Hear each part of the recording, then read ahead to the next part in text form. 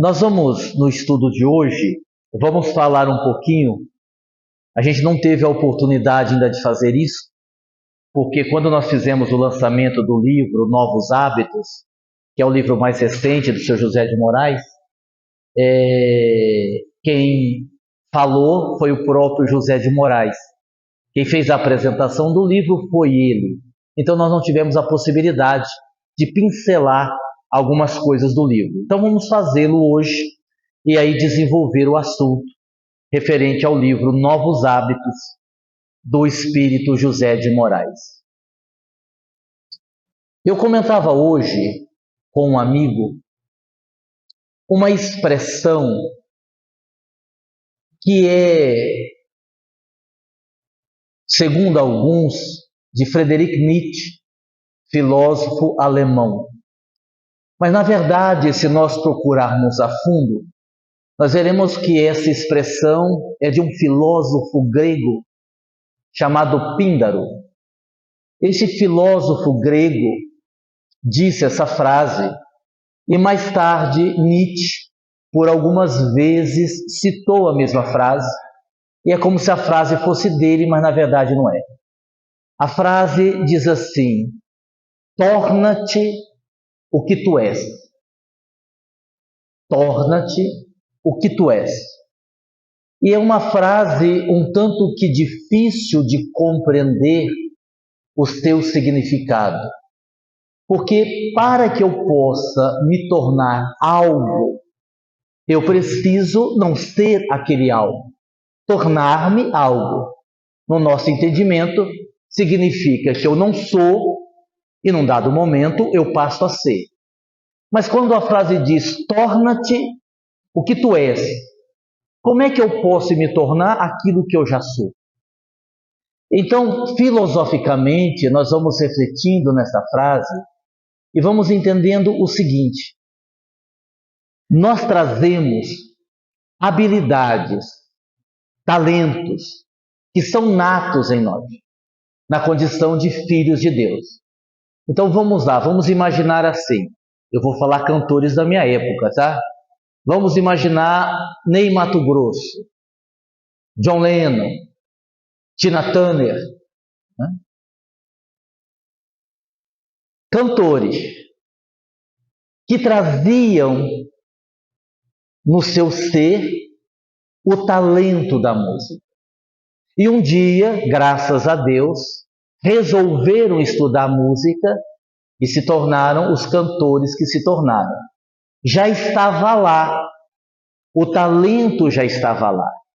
Eles desenvolveram, estudaram a música e a partir daí, eles então tornaram-se os grandes cantores que são.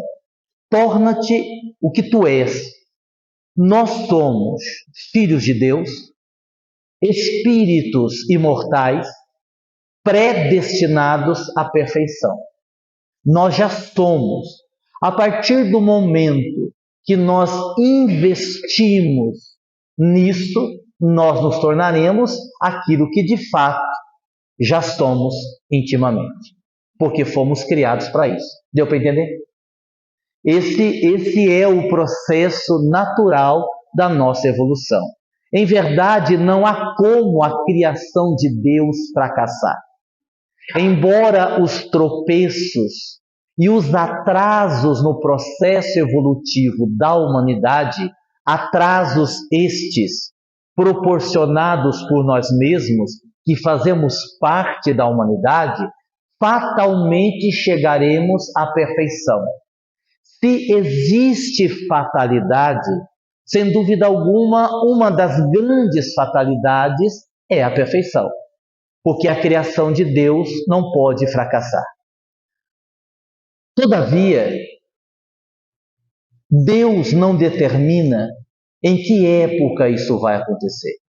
Poderíamos perguntar assim: quanto tempo, quantos milênios, quantas encarnações teremos para chegar à perfeição? Isso não depende de Deus, isso depende de nós.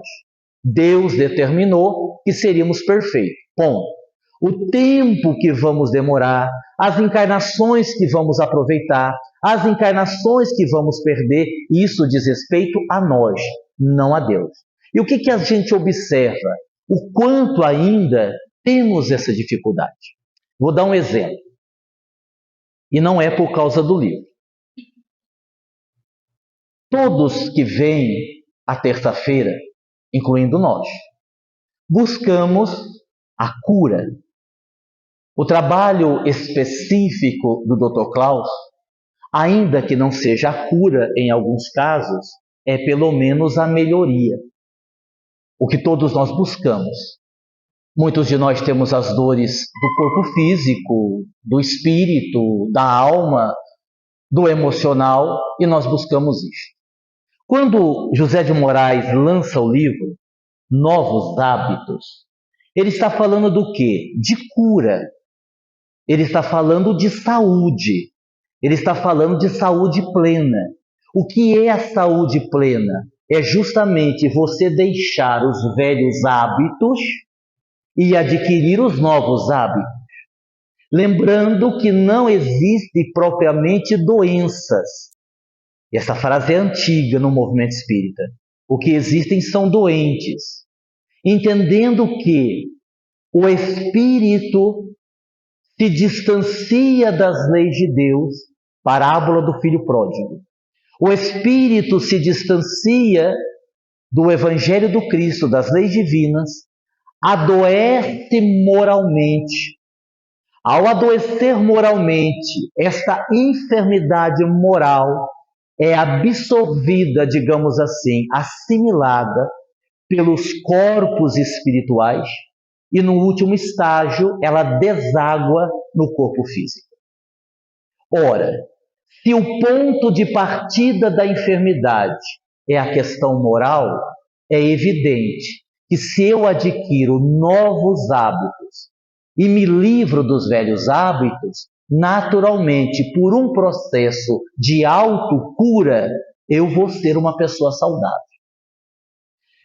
Aí eu fiz uma observação interessante, para ver como nós estamos distantes dessa percepção. Nós colocamos, repito, não estou falando de venda de livro, tá? Foi uma análise que eu fiz.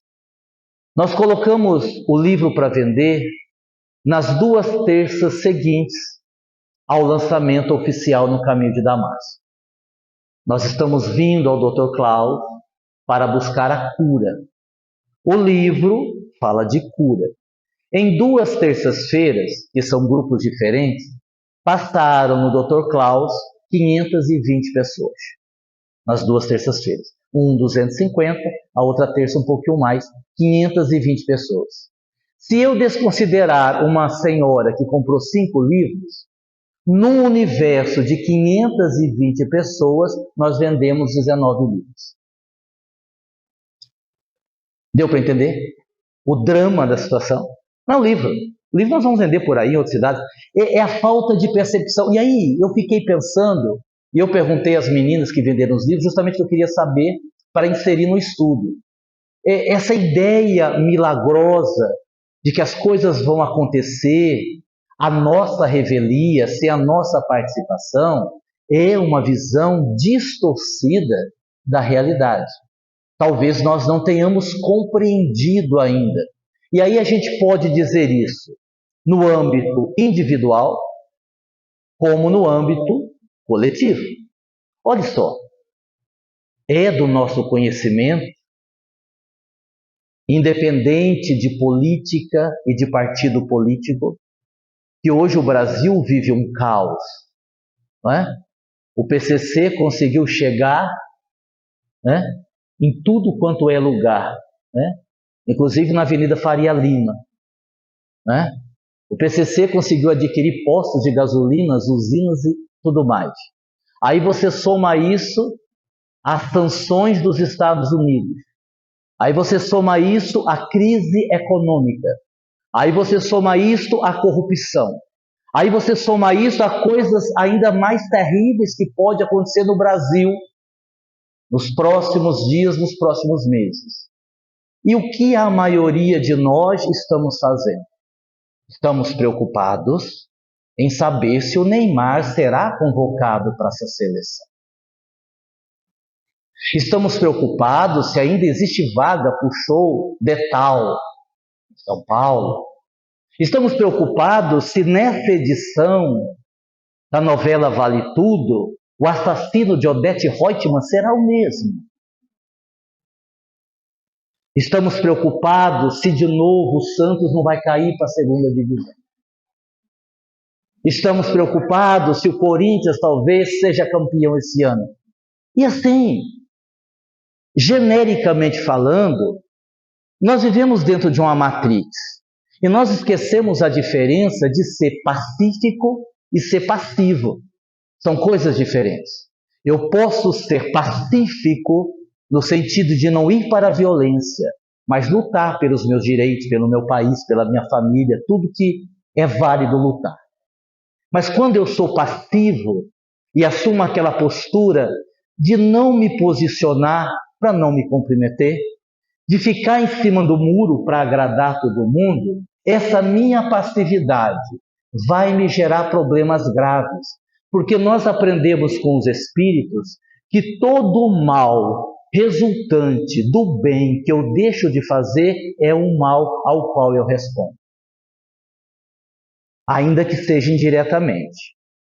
Se aquele mendigo que bateu na tua porta pedindo um prato de comida numa noite fria, gelada, e você resolveu fingir que não tinha ninguém em casa, porque ia dar trabalho, você já estava deitado, ia ter que pôr roupa, ia ter que ir na cozinha, abrir a geladeira, esquentar a comida, levar para o cara lá. Pelo amor de Deus, 10 horas da noite não é hora de pedir comida, não é? Então fica todo mundo quieto, ele tocou a campainha e foi embora, não tinha ninguém. E se por acaso naquela noite ele vier a morrer porque estava muito frio, ele estava sem alimentação, indiretamente você vai responder por aquilo. Porque ainda que você não saiba, uma atitude sua de passividade, de negação de caridade, gerou no outro a perda da vida. E claro que aí tem todo o karma, o processo que a gente sabe, mas eu contribuí com aquilo. Então a gente vai percebendo essas coisas. Eu me lembro que uma vez eu tinha uma professora de natação que sofreu muito comigo, coitada, né? Eu fiquei 1 ano e meio tentando aprender a nadar. Bebi litros e litros e litros de água.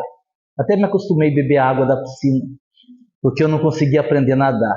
Mas eu não desisti. 3 professores perderam o emprego, culpa minha, mas eu não desisti. E essa professora foi até o fim, perseverante, né? O dia que eu consegui atravessar inteira a piscina, fui aplaudido de pé por todos que estavam lá. É para vocês verem. E ela tinha crises de epilepsia e problemas sérios de cognição. E já havia ido em médicos, os mais variados, sem sucesso. E eu então, como ela me deu abertura, porque nós aprendemos com Kardec não fazer proselitismo, não tentar trazer ninguém para a doutrina espírita. Nós não temos que convencer ninguém que o espiritismo é bom. Mas como ela me deu abertura, e eu percebi que ali não era um problema no cérebro, não era um problema que os médicos estavam tentando tratar, eu sugeri a ela que viesse no tratamento espiritual, com muito cuidado, para não parecer que eu quisesse trazê-la para a minha religião. Ela veio 2 vezes no Claustro. Ela tinha crises fortíssimas, todos os dias. Ela veio 2 vezes no Claustro e ficou 45 dias sem ter crises. 45 dias.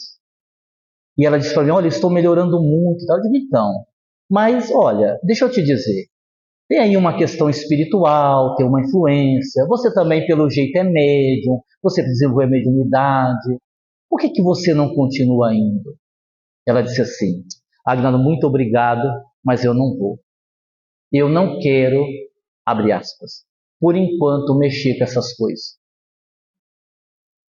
E mexer com essas coisas era justamente as coisas que gerariam mais saúde para ela. Não é? E aí o que é que nós podemos fazer? Nós não podemos fazer nada. Nós estamos aqui fazendo essas considerações para a gente tentar entender o quanto o ser humano ele é difícil nessa questão do autoconhecimento. O quanto ainda nós deixamos a desejar. E aí a gente lembra, deixa eu ver se eu consigo achar aqui. Não, não é isso aqui. A gente lembra de uma frase de Chico Xavier. Ele diz assim: não se iluda com o desejo de salvar o outro. Cada espírito tem o seu tempo e ninguém pode avançar por caminhos que o outro ainda não está pronto a trilhar.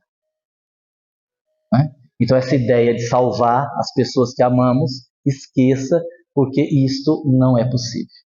Feita essa introdução, vamos lembrar que José de Moraes, no livro Novos Hábitos, no capítulo 12, ele fala justamente dos velhos hábitos. Dos velhos hábitos. E um dia desses, uma pessoa me fez uma pergunta muito interessante, válida da gente pensar. A pessoa perguntou assim: por que é que dá tanto trabalho para a gente ser bom? Por que é tão custoso ser bom? E é trabalhoso. Quer ver? Não precisa responder em voz alta, não, mas vamos lá. O que você acha mais difícil? Ir 3 vezes por semana na academia ou vir assistir palestra no centro? O que você acha que é mais difícil? Assistir série da Netflix ou ler um livro? O que você acha que é mais difícil? Num domingo de manhã frio, você ficar dormindo até 11 horas ou vir fazer almoço 6 horas da manhã? Concordamos que é difícil? Fazer o bem é difícil? Fazer caridade é difícil? E por que é tão difícil? Por que para alguns espíritos, para algumas almas, é tão fácil isso? Parece que está no sangue, está na alma. A pessoa vai e faz. E para a gente, meu Deus, para perdoar uma pessoa, eu levo anos para conseguir perdoar. Para amar, como é difícil. Por que é difícil? É simples. Vamos pensar. Há muitos anos atrás, algumas empresas tentaram divulgar o café no Japão. Tentaram entrar com o café no Japão e não tiveram sucesso. Porque no Japão se toma chá e não café. A Nestlé, teve uma época, a Nestlé tentou e também não conseguiu. Então a Nestlé teve uma ideia. Eles contrataram um psicanalista francês com experiência em marketing para ele resolver o problema. E esse psicanalista disse o seguinte: vocês não vão conseguir. Sabe por quê? Porque o japonês não tem nenhuma relação afetiva com o café. Como ninguém nunca consumiu café, eles não conseguem fazer uma associação emocional, afetiva que envolva café. Vocês não vão conseguir. Nós temos que fazer um outro trabalho com as novas gerações. Então eles começaram a criar para as crianças balas de café, doces com sabor de café, sucos que lembravam o café, trabalhando a base. Hoje o Japão é um dos maiores consumidores de café do mundo. Bom, vamos trazer para a dúvida aqui. Por que é tão difícil para nós? Porque nós não temos, no passado, nenhuma relação afetiva e emocional positiva com o bem. Nenhuma. Nós estamos começando agora. Diferente das grandes almas, um Chico Xavier, ele não se fez dessa encarnação.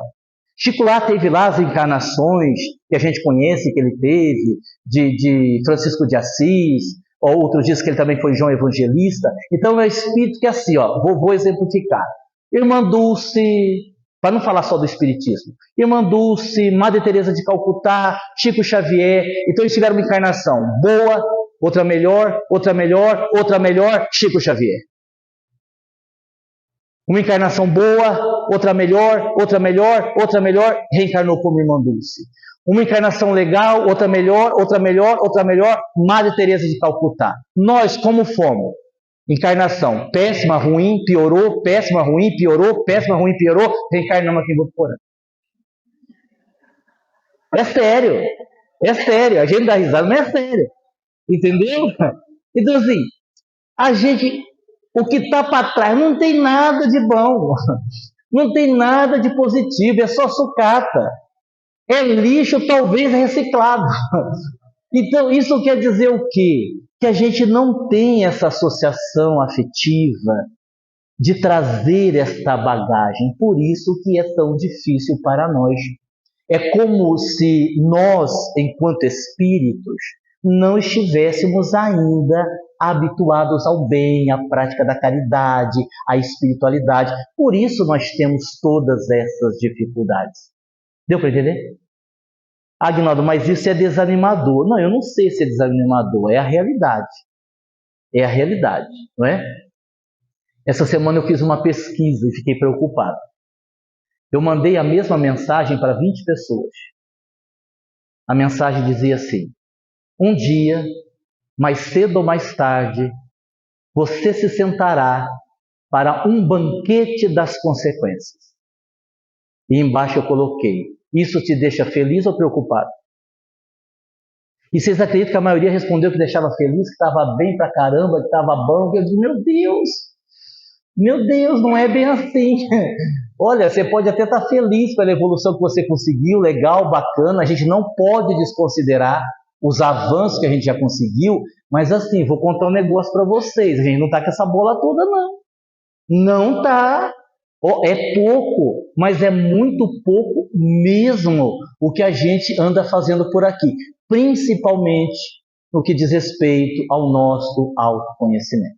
Então, se você quiser saber sobre esse assunto, capítulo 12 do livro Novos Hábitos, em que José de Moraes fala dos velhos hábitos. Lá no capítulo 11, José de Moraes propõe o seguinte título no capítulo: que queres que eu faça? E ali ele está fazendo uma referência ao apóstolo Paulo, que após se encontrar com Jesus na entrada de Damasco, né, o doutor da lei, após ter ficado momentaneamente cego, reconhecendo Jesus, reconhecendo ali que era o Mestre Jesus, ele pergunta: que queres que eu faça? É uma pergunta interessante que nós cristãos deveríamos fazer de vez em quando. O que será que Jesus quer de nós? O que será que Jesus espera de mim? Nessa situação, o que será que Jesus gostaria que eu fizesse? Outro dia eu vi o título de um podcast, disse: poxa, que título legal, eu vou copiar aqui e vou montar uma palestra. O título do podcast era: e se nós amássemos como Jesus? E se nós amássemos como Jesus? Aí eu vi um depoimento do filósofo brasileiro, o Clóvis de Barros Filho, muito interessante. Ele chegou, estava entrando no supermercado e tinha uma família, o marido, a esposa, algumas crianças, mendigos ali, morando na rua. Quando ele ia entrar no mercado, eles pediram: só não tem um dinheiro para a gente comprar comida?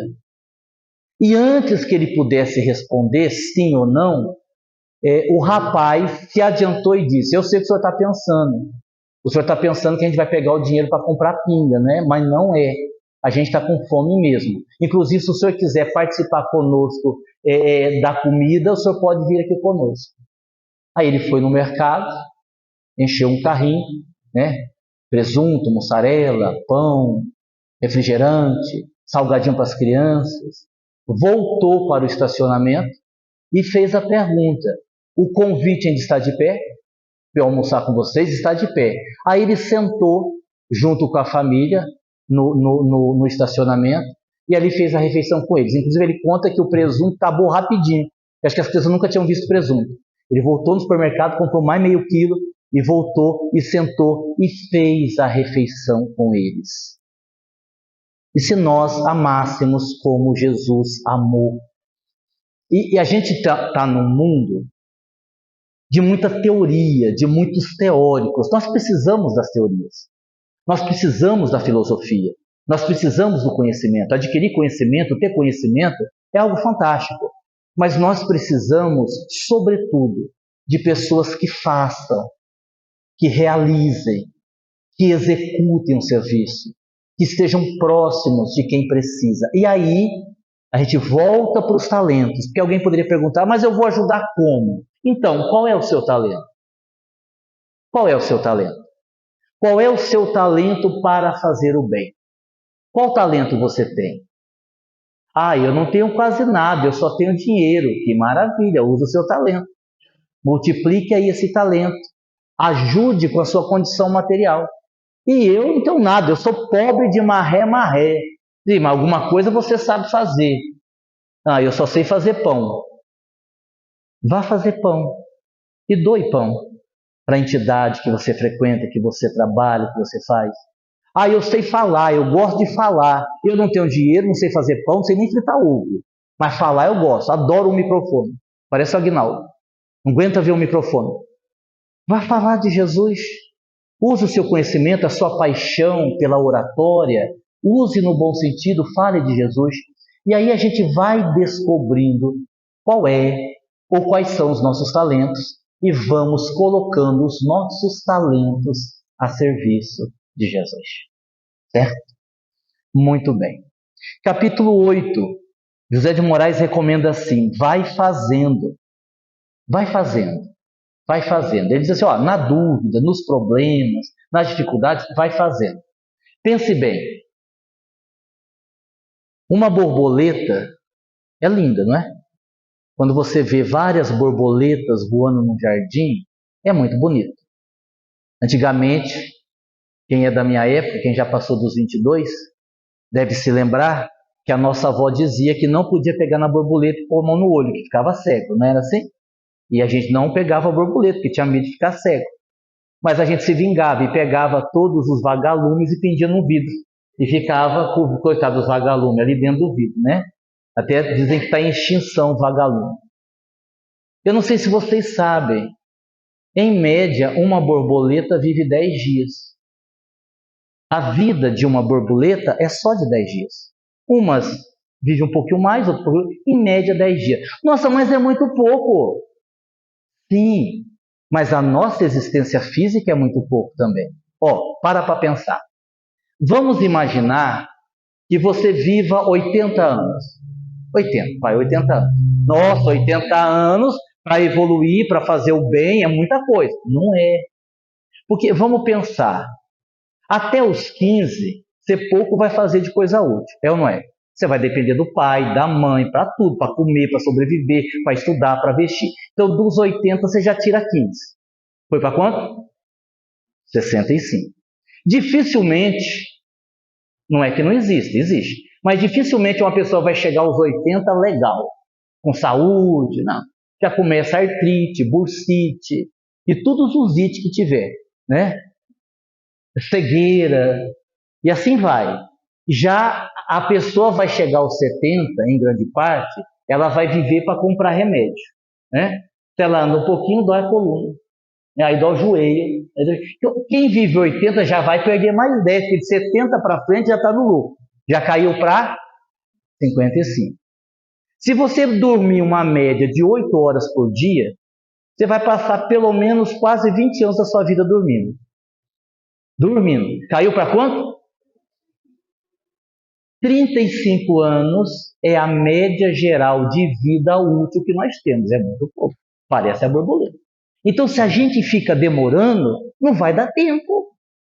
Se você fica demorando, você não vai conseguir. Apressa o negócio. Ah, porque eu vou, mas eu vou. Vai quando, criatura? Porque numa vida longa de 80 anos, na melhor das hipóteses, você só tem 35 anos de vida útil. Certo? Então, a gente tem que pensar sobre isso. Por isso que José de Moraes fala, ó, vai fazendo, vai produzindo, vai fazendo, porque é assim que nós deveremos fazer. José de Moraes, no capítulo 30, ele propõe a pergunta, como você vive? Como você vive? Porque é uma pergunta que a gente precisa se fazer. Como eu vivo? O que é que eu busco? O que é que eu quero da vida? Um dia desse, uma pessoa me perguntou assim, Aguinaldo, qual é a pergunta mais importante da vida? Eu disse, olha, eu vou te dizer duas. A mais importante, sem dúvida, é a proposta pelo filósofo Sócrates, do Conhece a Si Mesmo. Quem sou eu? Essa é a pergunta mais importante da nossa vida. Por quê? Porque se eu não descubro quem eu sou, eu não tenho como melhorar. Se eu não identifico quais são os meus vícios, quais são as minhas mazelas, quais são as minhas limitações, eu não me torno uma pessoa melhor. Então a pergunta mais importante da vida é, quem sou eu? E a segunda pergunta mais importante é, quantas pessoas eu já fiz chorar? Pense aí, você, conscientemente, propositadamente, quantas pessoas já sofreram culpa sua? Essa é uma pergunta muito importante. Porque às vezes nós vamos deixando dores no coração alheio, não vamos nos dando conta disso, mas aquela pessoa vai sofrer muito por aquilo. Às vezes uma palavra, uma atitude, um gesto, um comportamento seu vai gerar uma dor que vai durar anos no coração daquela pessoa. E aí? Então, essas duas perguntas são muito interessantes. Como eu estou vivendo no sentido do que eu estou buscando? Ou, por exemplo, qual é a minha motivação? O que faz você acordar feliz todo dia de manhã? O que você quer da vida? O que você ainda quer da vida? Qual é a sua motivação? E tem gente que vai dizer, eu vou vivendo aqui, né? Vou pagando conta, vou vivendo. Isso é muito perigoso, porque a gente pode cair numa ausência de prazer de viver. E isso pode nos fazer sofrer muito. Como vive? Como eu estou vivendo? Eu estava vendo outro dia uma reportagem daquele avião, de um acidente aéreo, que até virou filme depois, com Tom Hanks como ator principal. E o avião tinha acabado de decolar, me parece que colidiu com patos canadenses que voavam ali no rio Hudson. E o avião caiu, morreu um monte de gente, sobreviveu algumas pessoas. Foi uma tragédia. E entrevistaram mais tarde um dos sobreviventes. E perguntaram assim a ele, na hora que você teve a certeza que você ia morrer, o que você pensou? E ele disse assim, eu pensei duas coisas. A primeira, como a nossa vida pode mudar no estalar de Deus.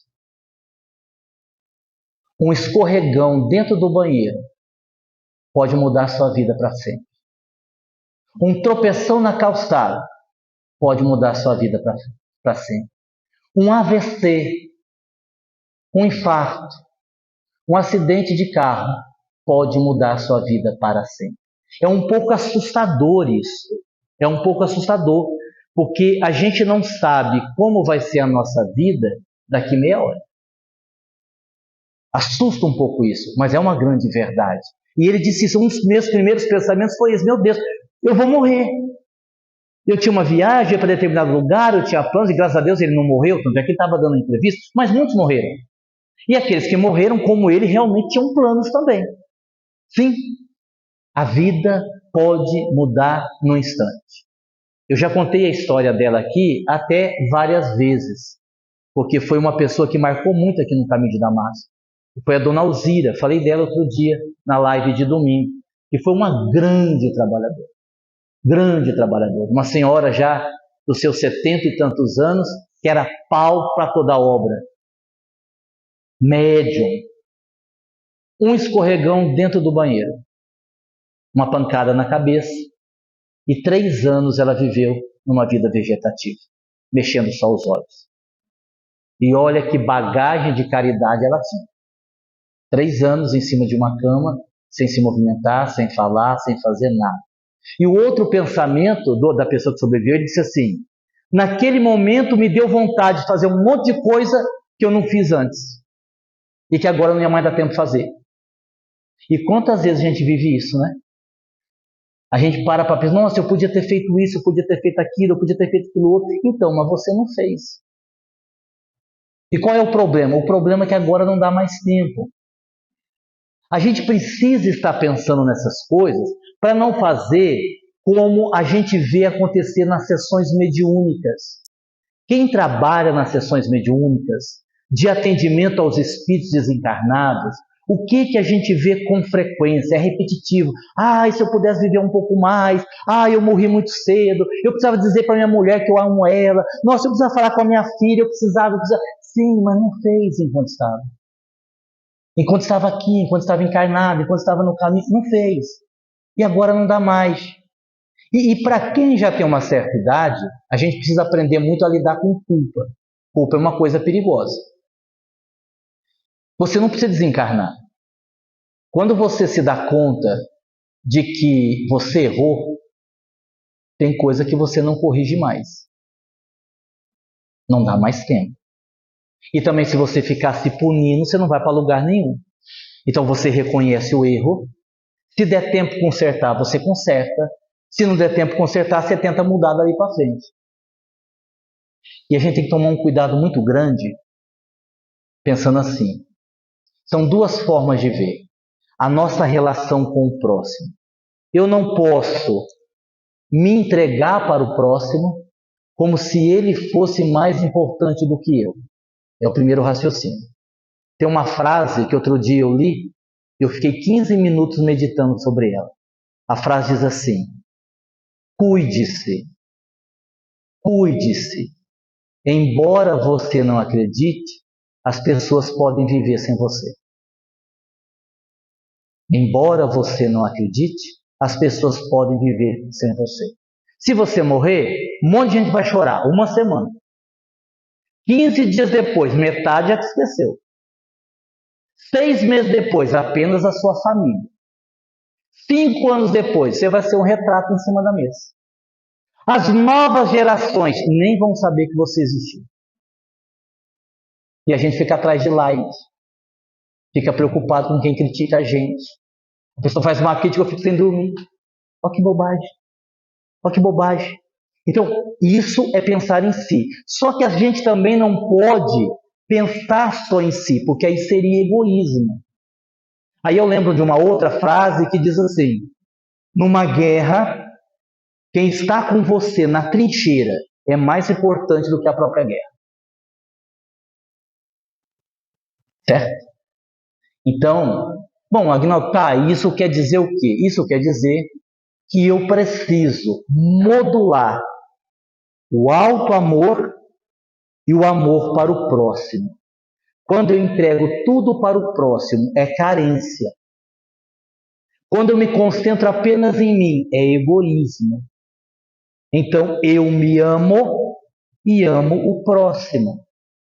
E para melhor amar o próximo, eu desenvolvo uma coisa chamada compreensão.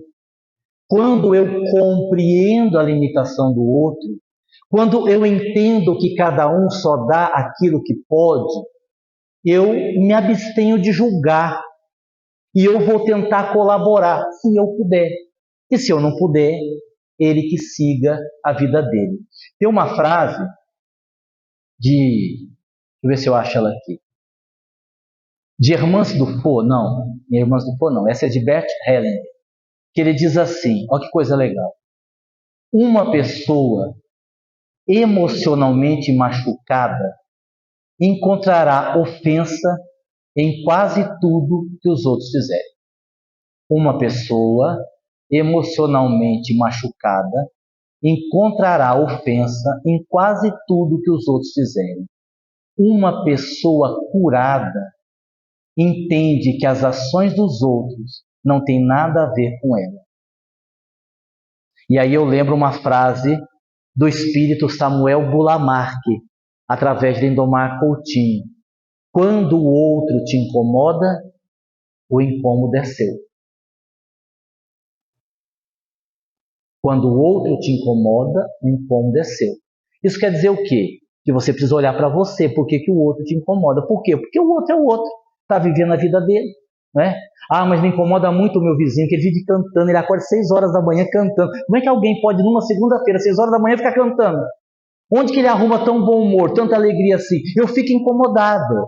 Então olhe para você e tente descobrir por que você é tão mal-humorado. Por que a canção, a alegria do teu vizinho te incomoda tanto?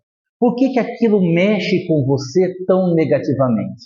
Se a gente consegue descobrir isso, a gente dá um passo a mais e a gente vai evoluir. Certo? Bom, tem o capítulo 65 do José de Moraes, que é sobre interpretação, e aí nós temos aqui uma série de capítulos bastante interessantes, que estão aí no livro novo do nosso querido José de Moraes. Alguém quer fazer alguma pergunta? Temos 3 minutos. Dou-lhe uma. Dou-lhe 2. Muito bem. Como não há perguntas, o salão guardou silêncio.